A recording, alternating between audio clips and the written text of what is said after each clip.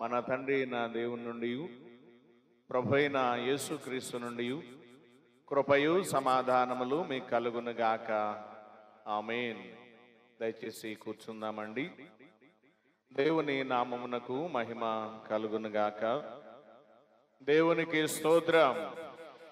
దేవుని యొక్క ఉత్తమమైనటువంటి కృపను బట్టి మరి యొక్క ఆదివారం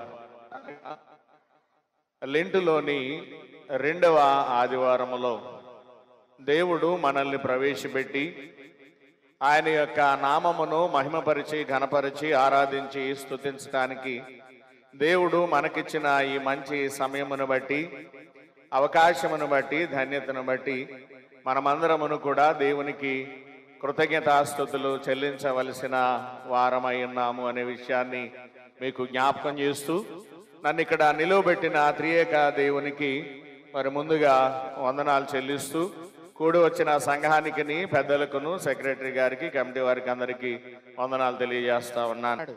ధన్యుడుగానే ఉన్నావా నీకు స్వర్గమే, అన్యుడుగానే ఉన్నావా నీకు నరకమే.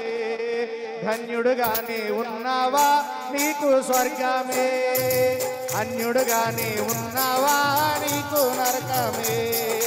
స్వర్గం కావాలా నీకు నరకం కావాలా, స్వర్గం కావాలా నీకు నరకం కావాలా. ఏది కావాలో ఇప్పుడే నిర్ణయించుకో, ఏది కావాలో ఇప్పుడే నిర్ణయించుకో. ధన్యుడుగానే ఉన్నావా నీకు స్వర్గమే, అన్యుడుగానే ఉన్నావా నీకు నరకమే.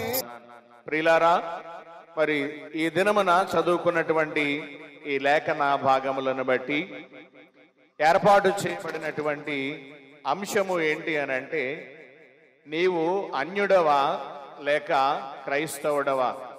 నీవు అన్యుడవా లేక క్రైస్తవుడవా అనేటువంటి అంశమును గురించి దేవుని యొక్క వాక్యాన్ని మనము ధ్యానం చేసుకుందాం. ప్రియమైనటువంటి దేవుని బిడ్డలారా,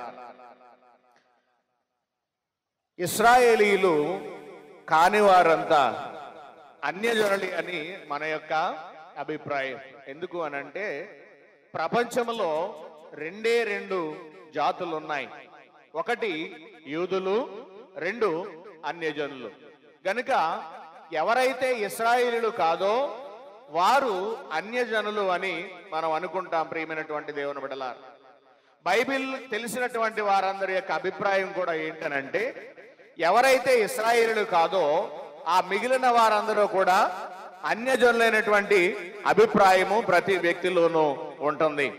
అయితే వాక్యము తెలియజేస్తున్నటువంటి విధముగా మనము పరిశుద్ధ లేఖన భాగములను గనక పరిశీలన చేస్తే ఎవరు క్రైస్తవులు ఎవరు అన్యజనులు అనేది మనము పరిశీలన చేస్తే, మనము ఒకవేళ క్రైస్తవులమని పిలువబడుతూ ఇంకా అన్యజనులుగా ఉన్నామేమో అనేది ఈ అంశము ద్వారా మనం ఒకసారి ఈ దినాన్న మనల్ని మనము పరిశీలన చేసుకోవలసినటువంటి వారముగా మనమున్నాం. ఈరోజు చదువుకున్నటువంటి ఈ పరిశుద్ధ గ్రంథ లేఖనానుసారముగా చదువుకున్నటువంటి వాక్య భాగాల అనుసరించి వాటిని గ్రహించి ఇకనైనా మనము అన్యజనులుగా ఉండక క్రీస్తును అంగీకరించిన వారముగా క్రీస్తు బిడ్డలముగా ఉండాలి అని అన్నది ఈ యొక్క అంశము యొక్క సారాంశము.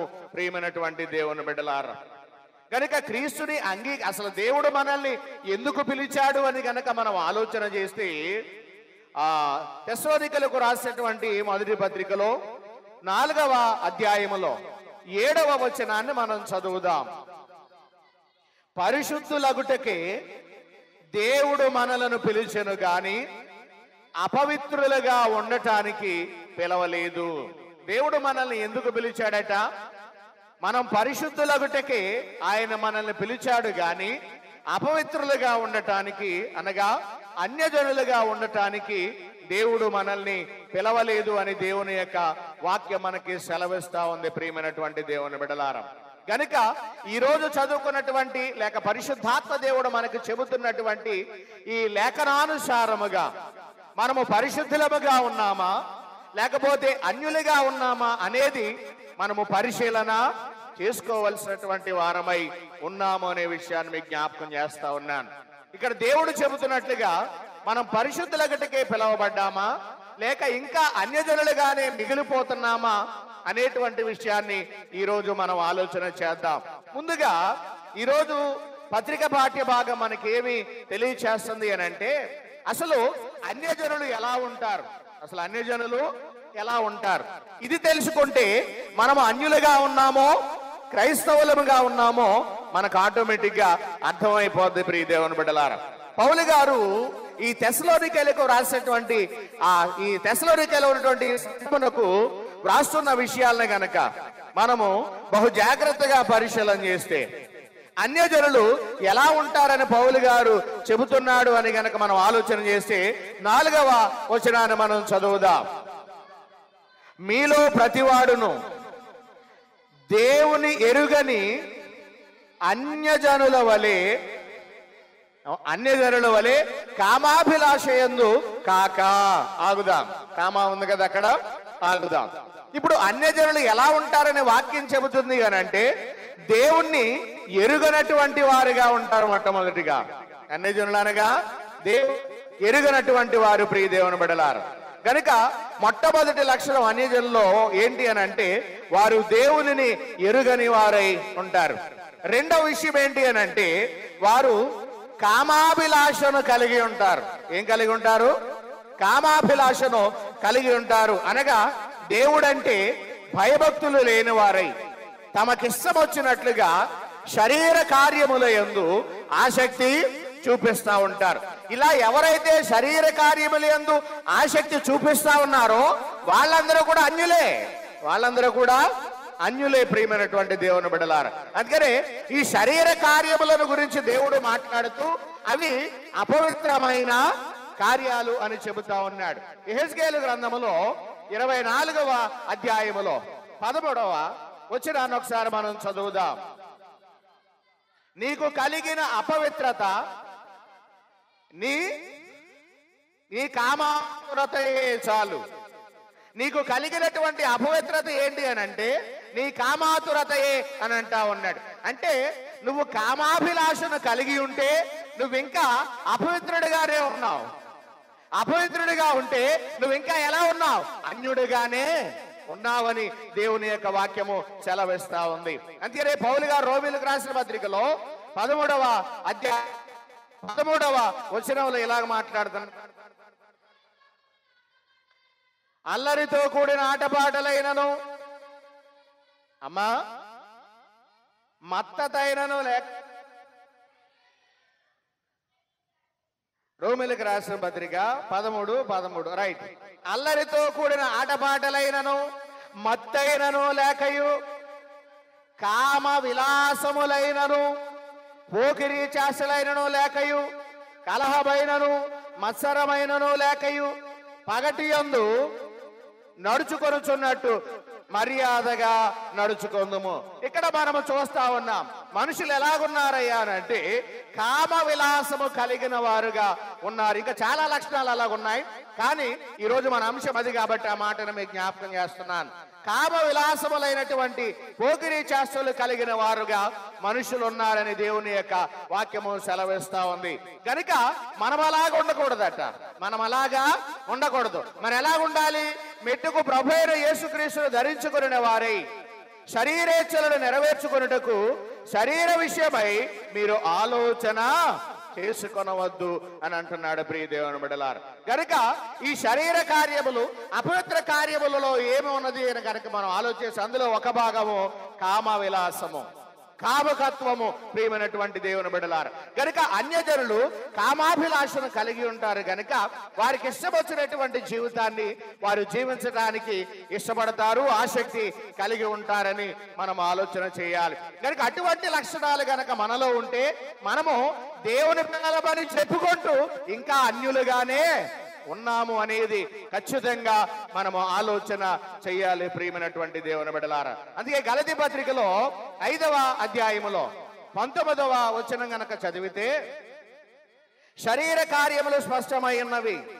అవేవనగా జారత్వము, అపవిత్రత, కామకత్వము. ఇదే కార్యం శరీర కార్యము ప్రియమైనటువంటి దేవుని బిడ్డలారా. గనుక ఈ కామకత్వానికి లోబడిపోయి కామాభిలాషను కలిగి మన స్వాభావిక ధర్మం ఏంటి? స్త్రీని కూడాలి.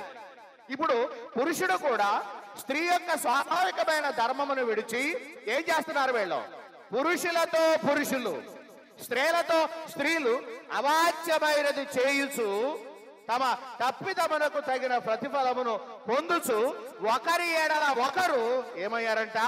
కామతత్తులైరి అని వాక్యం తెలియజేస్తా ఉంది. ఇక్కడ మనం చదువుకున్నటువంటి ఈ 2 వచనాలు ఉన్నాయే, ఈ 2 వచనాలు హోమోసెక్స్ గురించి తెలియజేస్తా ఉన్నాయి ప్రియమైనటువంటి దేవుని బిడ్డలారా. స్త్రీలతో స్త్రీలు ఈ మధ్యకాలంలో ఎక్కడో పాశ్చాత్య దేశాల్లో ఆ సంస్కృతి ఉండేది. మన భారతదేశానికి కూడా ఆ సంస్కృతి వచ్చేసింది. ఈ మధ్యకాలంలో పక్క రాష్ట్రాల్లో మనం చూస్తూ ఉంటే స్త్రీలు పెళ్లి చేసుకుంటున్నారు, అబ్బాయిలు పెళ్లి చేసుకుంటా ఉన్నారు. కనుక ఇది స్వాభావిక విరుద్ధమైనటువంటి ధర్మం. కారణం ఏంటి అని అంటే వారు కామాభిలాష కలిగి కామతప్తులు అయిపోయారు. ఇటువంటి లక్షణం ఎవరిలో ఉంటుంది అని అంటే చెప్పాడు, అన్య జనులలో. కనుక అటువంటి లక్షణాన్ని దేవుని బిడ్డలు కలిగి ఉండకూడదు. ఒకవేళ అటువంటి లక్షణాలు గనక మనలో ఉంటే మనం ఇంకా క్రైస్తవులము కామో, అన్యులమే ప్రియమైనటువంటి దేవుని బిడ్డలారు. ఇక మూడవదిగా మనము చూస్తే వారిలో ఉండేటువంటి మరొక లక్షణం ఏంటి అని అంటే గలతీ పత్రిక, క్షమించాలి, ఎఫెసీ పత్రిక 4వ అధ్యాయం 17వ వచనం. ఎఫెసీ 4:17. కాబట్టి అన్యజనులు నడుచుకొనున్నట్లు మీరిక మీదట నడుచుకొన వలదని ప్రభునందు సాక్ష్యమిస్తా ఉన్నాను. ఎందుకు అన్యజనులు నడుచుకున్నట్లు నడుచుకోవద్దంటున్నాడు అని కనుక మనం ఆలోచన చేస్తే 18వ వచనం అంటాడు, వారైతే అంధకార సంబంధమైన మనస్సు గలవారై. ఏ మనసు కలిగి ఉంటారంటే వాళ్ళు అంధకార సంబంధమైన మనస్సు, అంటే చీకటి మనస్సును కలిగిన వారుగా వారు ఉంటారు. గనుక అంధకార సంబంధమైన మనస్సును కలిగిన వారుగా వారు ఉంటారు. గనుక మనం అలాగా ఉండకూడదు. ఇంకా చెప్తా ఉన్నాడు, చదువమ్మాయి. తమ హృదయ కాఠిన్యము వలన, రెండోది ఏం కలిగి ఉంటారు? హృదయ కాఠిన్యాన్ని కలిగి ఉంటారు అన్యులు ప్రియ దేవుని బిడ్డలారా. తర్వాత తమలోనున్న అజ్ఞానము చేత దేవుని వలన కలుగు జీవములో నుండి వేరుపరచబడిన వారై. ఎలాగా? అజ్ఞానము కలిగిన వారుగా ఉంటారు. ఎలాగా? కాటిన హృదయము కలిగిన వారిగా ఉంటారట ప్రియమైనటువంటి దేవుని బిడ్డలారా. తమ మనసుకు కలిగిన మాయను అనుసరించి, అనగా వ్యర్థతను అనుసరించి వారు ఏం చేస్తా ఉంటారు? అన్యజనులు నడుచుకుంటున్నారు ప్రియమైనటువంటి దేవుని బిడ్డలారా. గనుక మనము అలాగా ఉండకూడదు. ఎందుకంటే క్రైస్తవులుగా మనం పిలువబడుతా ఉన్నాం, క్రైస్తవులుగా చెప్పుకుంటా ఉన్నాం. దేవుని బిడ్డలమని మనము దేవుని సన్నిధిలో ఉంటూ ఉన్నటువంటి మనము అన్యజనులకు కలిగిన ఈ లక్షణాలు మనము కలిగి ఉండకూడదు. ఒకవేళ ఇంకా అటువంటి లక్షణాలు నీలో ఉంటే నువ్వు ఇంకా క్రైస్తవుడవి కాదు, అన్యుడివి ప్రియమైనటువంటి దేవుని బిడ్డలారా. అటువంటి వారిని గురించి ఒక భక్తుడు ఒక కీర్తన వ్రాశాడు. ఇది ఇస్సాకు యాకోబుల మధ్య జరిగినటువంటి సంభాషణ గురించి వ్రాయబడినటువంటి కీర్తన ప్రియమైనటువంటి దేవుని బిడ్డలారా. అందరికీ వచ్చిన కీర్తనే పల్లవి ఒకసారి మనం పాడుకుందాం. తడిమి చూస్తే యాషావు, స్వరము చూస్తే యాకోబు, నిన్ను తడిమి చూస్తే అన్యుడవు, నీ స్వరము చూస్తే క్రైస్తవుండవు. వేషధారి ఓ వేషధారి, నీ బ్రతుకంతా అలాగున్నదా.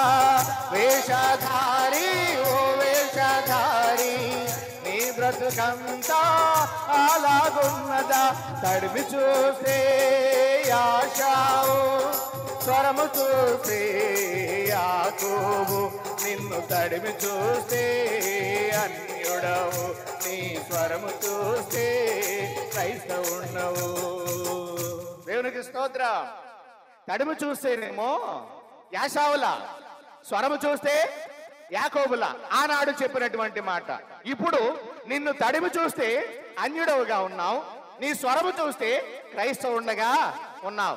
అటువంటి లక్షణాలు ఏమైనా ఉంటే విడిచిపెట్టాలి అని ఈ రోజు పత్రిక పాఠ్యభాగం ద్వారా దేవుడు మనతో మాట్లాడుతూ ఉన్నాడు. ఇంకా అన్యజనుల్లో ఉండేటువంటి మరొక లక్షణం ఏంటి అని కనుక మనం ఆలోచన చేస్తే 19వ వచనం, వారు సిగ్గులేని వారై ఉండి నానా విధములైన అపవిత్రతను అత్యాశతో జరిగించుటకు తమను తామే కామకత్వమునకు అప్పగించుకొనిరి. ఎవరు? అన్యజనులు. సిగ్గులేని వారై ఉండి నానా విధములైన అపవిత్రతకు వారిని వారు ఏం చేశారంట? అప్పగించుకున్నారట. ప్రియమైనటువంటి దేవుని బిడ్డలారా, కామకత్వానికి వారిని వారు అప్పగించుకున్నామన్నారు. కనుక సిగ్గులేని వారముగా మనం ఉండకూడదు. సిగ్గు కలిగిన వారముగా ఏ విషయంలో? చేసిన తప్పులను బట్టి, చేసిన పాపమును బట్టి సిగ్గు తెచ్చుకొని మారు మనసు పొంది రక్షింపబడి పాప క్షమాపణ పొందే విషయంలో సిగ్గులేని వారంగా మనం ఉండాలి. లేకపోతే లోక సంబంధమైన విషయాల్లో సిగ్గుపడతాం చూసారా? అలా కాదు ప్రియమైనటువంటి దేవుని బిడ్డలారా. ఆత్మ సంబంధమైనటువంటి విషయాల్లో మనము సిగ్గులేని వారముగా ఉండాలనేటువంటి విషయాన్ని మీకు జ్ఞాపకం చేస్తా ఉన్నాను. కనుక ఈ అన్యజనులు ఇంకా ఏం చేశారనే వాక్యంలో రాయబడింది అని అంటే చూడండి, గలతీ పత్రిక 4వ అధ్యాయం 8వ వచనం. గలతీ 4:8. ఆనాటి అన్యజనులను గురించి ఇశ్రాయేలుకి దేవుడు తెలియజేస్తున్న మాటలు.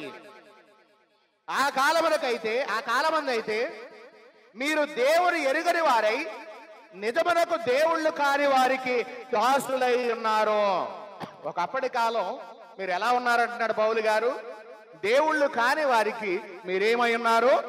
మీరు దేవుణ్ణి ఎరిగిన వారిగా ఉన్నారు, దేవుళ్ళు కాని వారికి దాసులై ఉన్నారు. మరైతే ఇప్పుడేమంటున్నాడు అంటే, ఇప్పుడు మీరు దేవుని ఎరిగిన వారును, మరి విశేషముగా దేవుని చేత మీరు ఏర్పరచబడిన వారై ఉన్నారు, అనగా ఆయన చేత మీరు పిలవబడిన వారిగా ఉన్నారు. గనుక అంటున్నాడు, బలహీనమైనవియు నిష్ప్రయోజనమునైన మూల పాఠముల తట్టు మరలా తిరుగనేలా. మూల పాఠముల తట్టు మరలా తిరుగనేలా అని అంటూ ఉన్నాడు ప్రియమైనటువంటి దేవుని బిడ్డలారా. కనుక నిష్ప్రయోజనమైనటువంటి ఆ మూల పాఠముల తట్టు మనము మరలా తిరగకూడదట. చూడండి, మునుపటి వలె వాటికి మరలా దాసులై ఉండరుగోరు నేల అంటున్నాడు. అంటే ఒకప్పుడు విడిచిపెట్టినటువంటి అన్య జనాంగము కలిగిన లక్షణాలను ఒకప్పుడు విడిచిపెట్టేశాం. అటువంటి వాటి వైపు మరలా తిరగకూడదు. అమ్మాయికే ఉండే మరలా తిరగకూడదు. ఆ మూల పాఠముల తట్టు మరలా తిరగొద్దు అని అంటున్నాడు ప్రియ దేవుని బిడ్డలారా. ఎందుకు, ఏ విషయాల్లో ఆ మూల పాఠముల తట్టు మరలా మనం తిరుగుతున్నాము అని గనక మనం ఆలోచన చేస్తే, ఏ విషయాల్లో మనం తిరుగుతా ఉన్నాం, ఏ విషయాల్లో మనము వాటిలో పాలు పొందుతున్నాము అని అంటే 10వ వచనం నుంచి అంటాడు, అమ్మా ఎలాగా మీరు అని ఆగాలి. మీరు దినాలు మా దినాలు కాదు. మీరు దినములను మాసములను అమ్మా ఉత్సవ కాలములను సంవత్సరములను ఆచరించుచూ ఉన్నారు. ఒకప్పుడు ఏవైతే విడిచిపెట్టేశారో, దేనినైతే ఒకప్పుడు విసర్జించారో వాటి తట్టు మరలా ఎందుకు తిరుగుతున్నారు? పౌలు గారు అడుగుతా ఉన్నాడు. కనుక ఆ మూల పాఠముల తట్టు మరలా మీరెందుకు తిరుగుతున్నారు? మీరు ఏ విషయంలో తిరుగుతున్నారో చెప్పాడు. మీరేం చూస్తున్నారంటే దినములను చూస్తున్నారు, అంటే మంచి రోజులు చూస్తున్నారు. దినములను అనగా మంచి రోజులు, మీరు మంచి రోజులను చూస్తున్నారు. 2 మంచి నెలలు చూస్తున్నారు, మాసములను మంచి నెలలు మీరు చూస్తున్నారు. 3 ఉత్సవ కాలములను, పండగ ముహూర్తాలు, అర్థమైందా? ఉత్సవ కాలములను చూస్తున్నారు. ఇంకేం చూస్తున్నారు? సంవత్సరాలు. ఈ సంవత్సరం మంచిది కాదు, వచ్చే సంవత్సరం, ఇలాగనమాట సంవత్సరాల లెక్కల్ని మీరు చూస్తా ఉన్నారు. గనుక పౌలు గారు ఏమంటాడంటే, మీ విషయమై నేను పడిన కష్టము వ్యర్థమైపోవునేమో అని మిమ్మల్ని గూర్చి భయపడతా ఉన్నాను. ఇంత బోధించిన తర్వాత, ఇంత వాక్యాన్ని మీరు తెలుసుకున్న తర్వాత మరలా ఆ మూల పాఠముల తట్టు మీరు వెళ్ళిపోతే, మరలా పాత లక్షణాలనే, పాత విషయాలనే మీరు అవలంబిస్తా ఉంటే, విడిచిపెట్టిన వాటినే మరలా అనుసరిస్తా ఉంటే నేను ప్రకటించినటువంటి సువార్త వ్యర్థమైపోతుందేమో అని నేనేం చేస్తానంటున్నాడు పౌలు గారు, భయపడుతున్నాను అని అంటున్నాడు. గనుక మనము అన్యజనుల వలె వ్యర్థమైన వాటి యందు మన మనస్సు ఉంచొద్దని పౌలు గారు చెప్తున్నాడు. అందుకు మనం పిలవబడలా. మనం ఎందుకు పిలవబడ్డాము అని అంటే, ఎందుకు పరిశుద్ధులగుటకి మనం పిలవబడ్డామని అంటున్నాడు. ఇంకా మనం ఆలోచన చేస్తే ఎందుకు మనం పిలవబడ్డామని మనం ఆలోచన చేస్తే 3వ వచనం కూడా, మీరు పరిశుద్ధులగుటయే అనగా జారత్వమునకు దూరముగా ఉండుటయే దేవుని చిత్తం.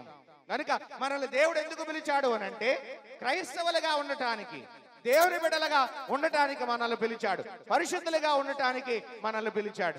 కనుక అన్యులుగా ఉండటానికి మనల్ని దేవుడు పిలవలేదు ప్రియమైనటువంటి దేవుని బిడ్డ. కాబట్టి అన్యజనుల వలె కాక దేవుని పిలుపుకి లోబడినటువంటి పరిశుద్ధమైన బిడ్డలుగా మనము జీవించాలి అని ఈరోజు పత్రిక పాఠ్యభాగం మనకి తెలియజేస్తా ఉన్నది.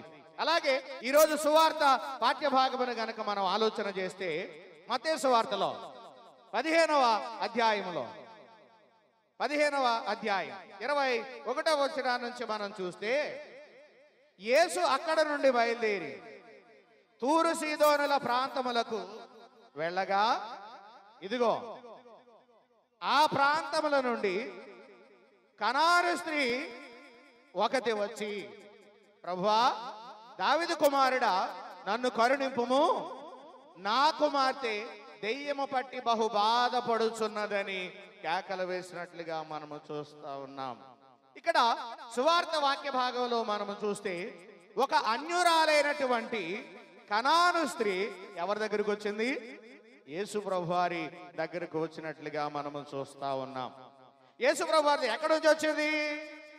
తూరు సీదోనుల ప్రాంతములకు యేసు ప్రభు వెళ్తే, ఇదిగో ఆ ప్రాంతముల నుండి కనాను స్త్రీ ఒక ఆమె వచ్చిందంట. వచ్చి యేసు ప్రభువారిని ఇలా అడుగుతా ఉంది, ప్రభువా దావీదు కుమారుడా నన్ను కరుణింపుము. ఈ సందర్భాన్ని 2 వారాల క్రితం మనం చూసాం. మనం చూసాం. మార్గ మధ్యలో యెరూషలేము ఆయన యెరికో పట్టణానికి వెళ్తున్న సందర్భంలో, ఆ యెరికో పట్టణ సమీపంలో గ్రుడ్డివాడు భిక్షం అడుక్కున్నటువంటి ఆ పరిస్థితులను బట్టి చూస్తే, ఆ భిక్షగాడు, ఆ గ్రుడ్డివాడు యేసుప్రభు వారి గురించి తెలుసుకొని, యేసుప్రభు ఆ మార్గంలో వెళ్తున్నాడని తెలుసుకొని ఏం చేశాడు? దావీదు కుమారుడా నన్ను కరుణించుమని కేకలు వేసినట్లుగా మనము చూస్తా ఉన్నాం. అదే తరహాలో ఈ తూరు సీదోనుల ప్రాంతము నుండి వచ్చినటువంటి ఈ కనాను స్త్రీ యేసుక్రీస్తు ప్రభువాన్ని అదే విధముగా పిలుస్తున్నటువంటి సందర్భాన్ని మనం చూస్తా ఉన్నాం. ఈ కనాను స్త్రీ గురించి పేరు రాయబడలేదు, కానీ ఏ ప్రాంతానికి చెందిందో అని మాత్రమే వ్రాయబడింది. కానీ ఏ వంశానికి చెందిందో కూడా పరిశుద్ధ గ్రంథములో వ్రాయబడింది. ఎక్కడ అని కనుక మనం ఆలోచన చేస్తే, ఎక్కడ? మార్కు సువార్తలో 7వ అధ్యాయములో 22వ వచనం అనుకుంటా. అదేనా? చదువమ్మా. 26వ వచనం చదువుదాం. ఆ స్త్రీ సురోఫెనికయ వంశస్థురాలు, వంశమునకు చెందిన ఆమె అని రాయబడింది. ఈ కనాను స్త్రీ సురోఫెనికయ అనేటువంటి వంశమునకు చెందినది. ఆ ప్రాంతంలో కనాను ప్రాంతము నుండి యేసుక్రీస్తు ప్రభు వారి దగ్గరకు వచ్చింది. ఎందుకు వచ్చిందంటారు?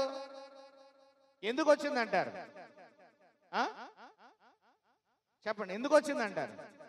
తన కుమార్తె దెయ్యం పట్టిందని రాలేదు.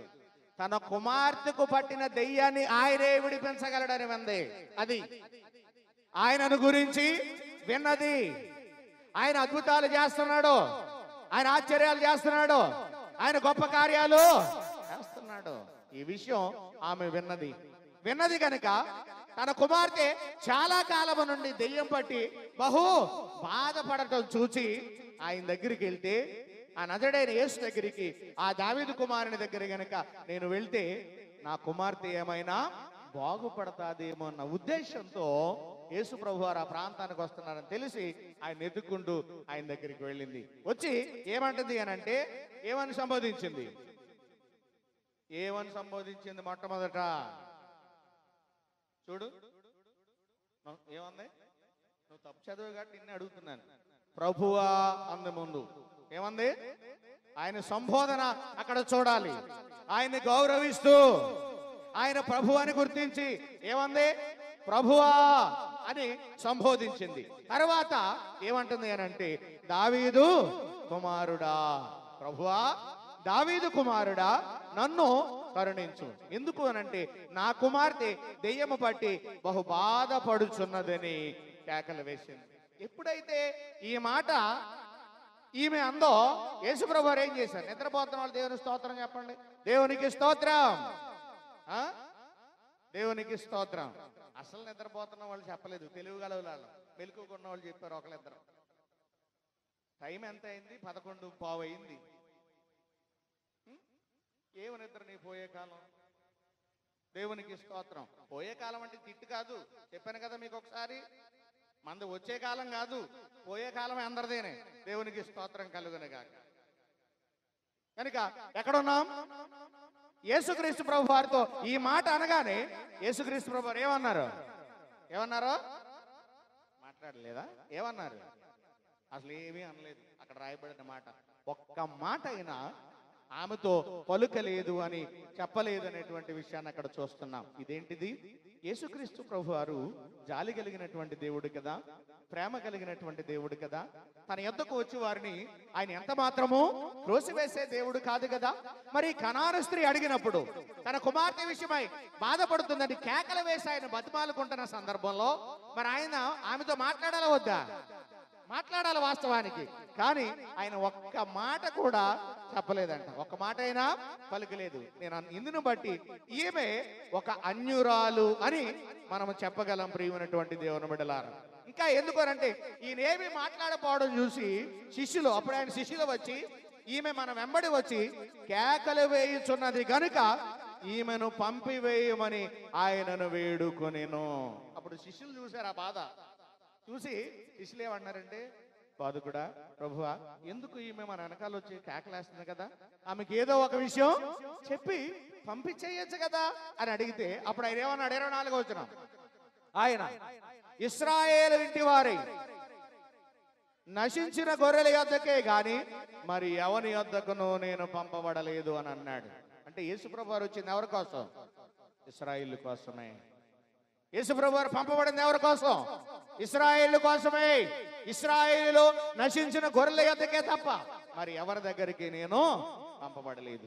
మరి ఇశ్రాయేలుతో కూడా అన్ని జనులు కూడా రక్షణ పొందుకునే భాగ్యం ఎలా కలిగింది? ఇది మనం ఆలోచన చేయాలి.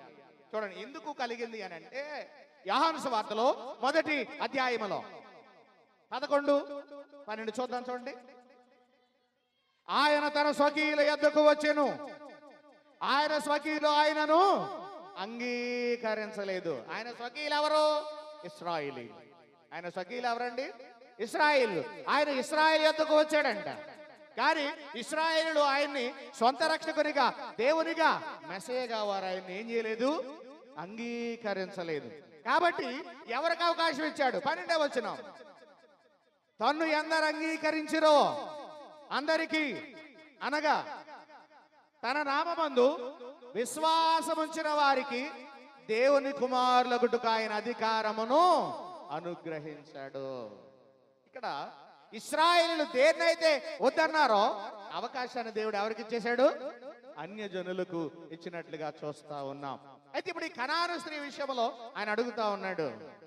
ఒక మాట కూడా మాట్లాడబోయేసరికి శిష్యులు అడుగుతా ఉన్నారు ఏమనంటే, ఆమెను పంపించేయండి, నేను ఇశ్రాయేలు కోసం మాత్రమే వచ్చాను అన్నాడు. ఈ మాట ఎవరు విన్నారు? శిష్యులతో పాటు కనాను స్త్రీ కూడా విన్నది. విని ఒక మాట అన్నది ప్రియమైనటువంటి దేవుని బిడ్డలారా. 25వ వచనం, అయినను ఆమె వచ్చి ఆయనకు మ్రొక్కి, ప్రభువా నాకు సహాయము చెయ్యమని అడిగెను. ప్రభువా నాకు, అయినా గాని నేను వీళ్ళ కోసం రాలేదని చెప్పాడు. అంటే ఎవరి కోసం రాలేదని? అన్యుల కోసం నేను రాలేదు, ఇశ్రాయేలు నశించిన గొర్రెల యొద్దకే వచ్చానని చెప్పినప్పుడు ఆమె మరలా ఏం చేసింది? ఆ మాట వింది. అదే మనమైతే ఏం చేయదు అంటే, మా కోసం రాలేదా, ఏదో సాయం చేస్తాడని వస్తే ఇలాంటి మాటలు మాట్లాడతాడా అని మనం ఏం చేద్దాం, వెళ్ళిపోతాం. కానీ ఆమె అలా, అందుకనే ఆమె పేరు పరిశుద్ధ గ్రంథంలో రాయబడింది. ప్రియమైనటువంటి దేవుని బిడ్డలారా, ఆమె వచ్చి ఆయనకు మ్రొక్కి మరలా ప్రభువా నాకు సహాయం చేయమని అడిగింది. సహాయం చేయని ఆయన, కృప చూపించిన ఆయన, కరుణ చూపించిన ఆయన అడిగితే ఆయన ఏమన్నాడు తెలుసా? అందుకైన పిల్లల రొట్టె తీసుకొని కుక్క పిల్లలకు వేయుట యుక్తము కాదని చెప్పాడు. ఆయన ఏమన్నాడు?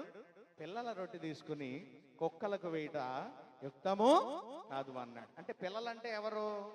ఇశ్రాయేలు. కుక్కలంటే బాగా ఆలోచించాలి ఇక్కడ. అంటే పిల్లల రొట్టె తీసుకుని, పిల్లల రొట్టె తీసుకుని కుక్క పిల్లలకు వేయుట యుక్తము కాదు అని అన్నాడు.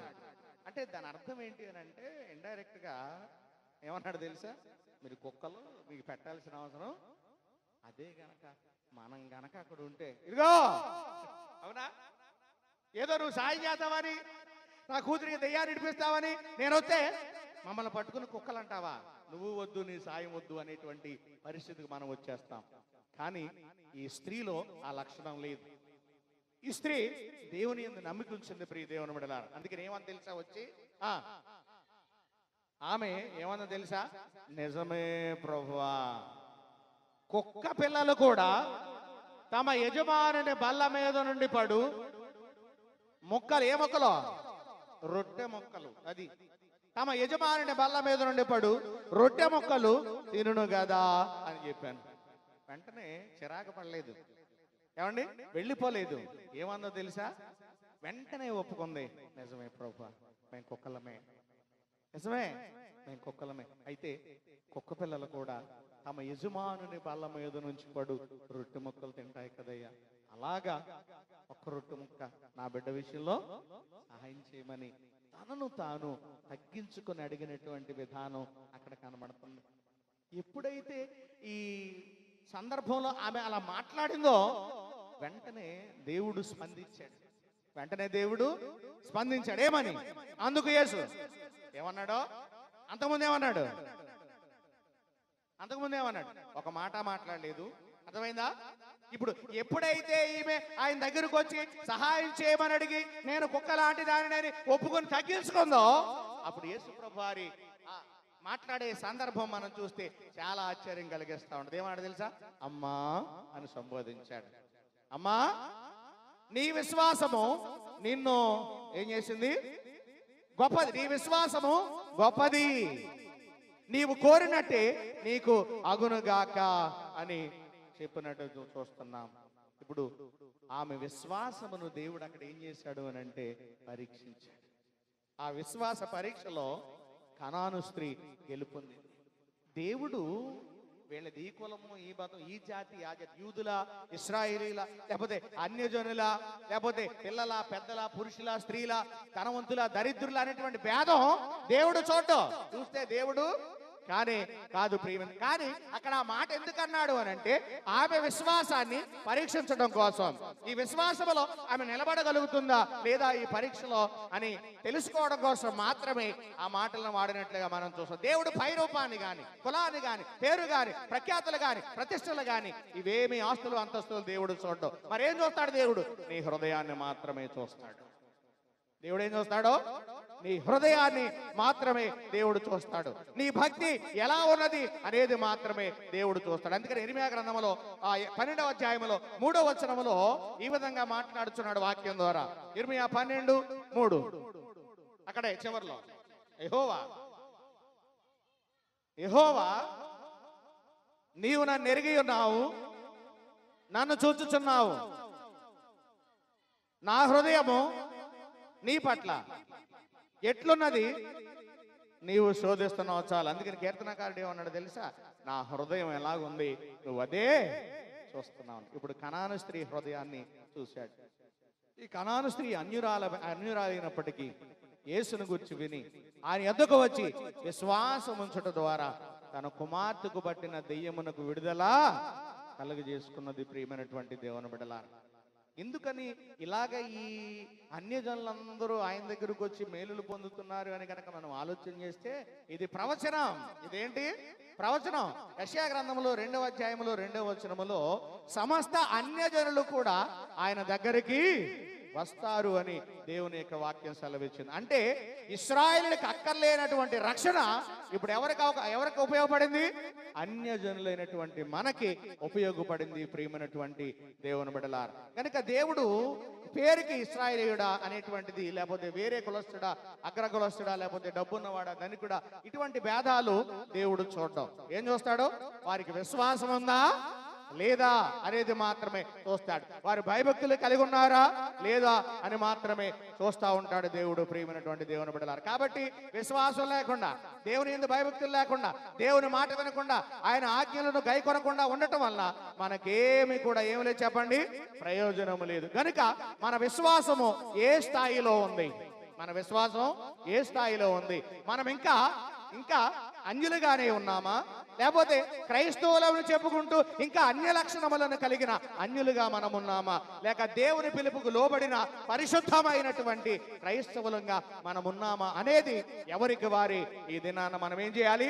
పరిశీలన చేసుకోవాలి. ప్రియమైనటువంటి దేవుని బిడ్డలారా, కనుక దేవుని యొక్క వాక్యమును బట్టి మన జీవితాన్ని పరిశీలన చేసుకోవాలి. నువ్వు అన్యుడిగా ఉంటే ఇంకా నువ్వు క్రైస్తవుడిగా మారలేదు అన్నట్లే లెక్క. కాబట్టి ఈరోజు అంశం, నువ్వు అన్యుడువా లేక క్రైస్తవుడువా? నువ్వు అన్యుడిగా ఉంటే నీకు నరకం, అదే నువ్వు క్రైస్తవుడిగా ఉంటే నీకు స్వర్గం. అంతే భక్తుడు ఇలా పాడుతూ ఉంటాడు, ధన్యుడుగానే ఉన్నావా నీకు స్వర్గమే, అన్యుడుగానే ఉన్నావా నీకు నరకమే, ధన్యుడుగానే ఉన్నావా నీకు స్వర్గమే, అన్యుడుగానే ఉన్నావా నీకు నరకమే. స్వర్గం కావాలా నీకు నరకం కావాలా? స్వర్గం కావాలా నీకు నరకం కావాలా? ఏది కావాలో ఇప్పుడే నిర్ణయించుకో, ఏది కావాలో ఇప్పుడే నిర్ణయించుకో. ధన్యుడుగానే ఉన్నావా నీకు స్వర్గమే, అన్యుడుగానే ఉన్నావా నీకు నరకమే. కాబట్టి ధన్యులుగా ఉండి దేవుని యొక్క రాజ్యమును మనము స్వతంత్రించుకునే వారముగా ఉండాలని తెలియచేస్తూ ఈ మాటలు ముగిస్తా ఉన్నాను. దేవుడి మాటలు మన వినికిడిలో దీవించును గాక. ఆమేన్. సమస్త జ్ఞానమునకు మించిన దేవుని సమాధానం యేసుక్రీస్తు వలన మీ హృదయములకును హృదయ తలంపులకు కావలి ఉండును గాక. ఆమేన్.